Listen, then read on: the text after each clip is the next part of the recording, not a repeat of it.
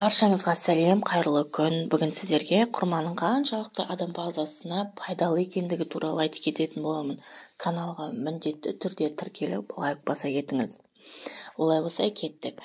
Құрма бұрыннан белгілі, ол тәтті, дәмі бар және пайдалы жемістердің бірі. Жаңа піскен түрі ол қоңыр қызыл түсті және өте сулы, еті жұмсақ болып келеді екен. Бұл жемісті жиі тұтыну жүрек қан айналым жүйесін, иммунитетті жақсартады екен және жүйке жүйесі мен бұлшық еттердің физиологиялық жағдайдағы күш қуатын арттырады екен. Сонымен қатар көптеген халықтарда құрманы қасиетті тағам ретінде санайды екен. Ол әрине бізде де сондайы бар. Бұл ғажайып дәмді жемістің адам организміне пайдасы өте көп. Дәрігерлер құрманы онкологиялық ауруды басатынына көз жеткізген.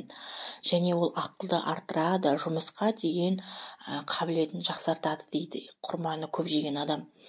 Ғалымдардың зерттеуі бойынша құрманы көп жейтін адамдардың сонымен қатар өкпедегі қатерлі дертпен ауруына көп шалдықпайды екен.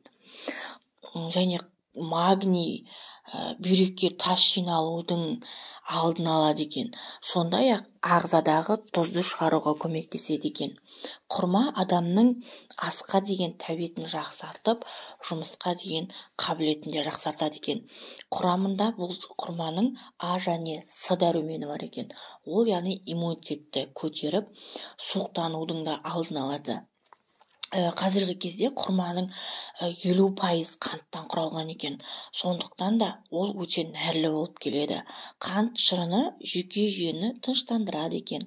Құрма бұл мидың қызметіне өте пайдалы. Себебі ғалымдар құрманың адам жүйке жүйесін тыныштандыратын қызметінің жақсаруына тигізетін әсерін ерекше айтып өткен екен. Сонымен қатар құрма қасиетті Құранда да аталған жемістердің бірі. Менің каналыма тіркеліп лайк баса кетіңіз. Рахмет.